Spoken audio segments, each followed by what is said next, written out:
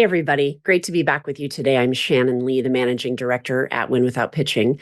And I want to talk a little bit about posting pricing on your website. There's quite a bit of conversation on the topic happening in our global Slack channel, where those who have been through training are all put into this great global Slack channel where they can share resources, ask questions, get help. And it's been a big question. Should we share pricing on the website? Should we have products that we sell on the website if we've traditionally been a customized services firm?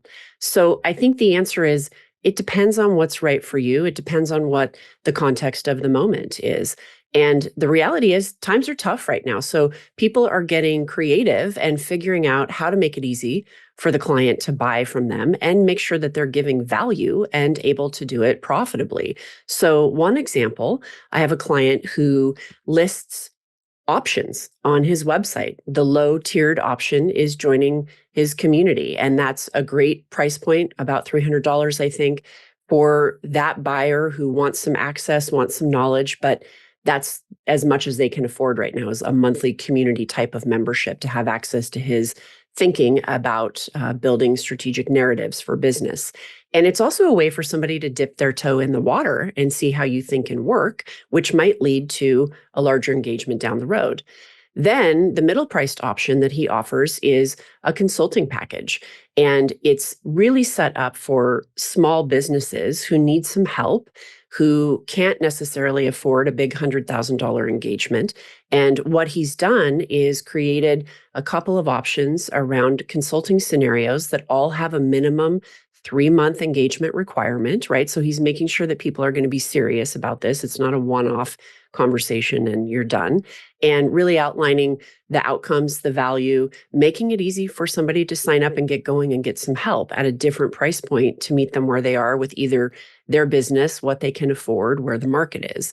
And the larger offer that he outlines on the website is very much around that customized services approach where he gives a range, right? These are some of the things I could do. These are some of the outcomes you could expect. It typically is starting at a minimum of 50,000, but let's have a conversation so I can learn more and provide some more accurate thinking around the level of investment that would need to be made. So there's just different ways to think about this, depending again on the moment, what's right for your business.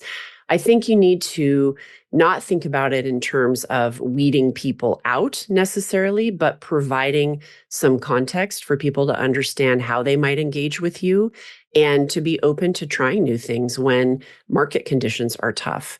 Make it easy for people to buy from you in a way that makes sense for them and gives them value in a way that is profitable for you.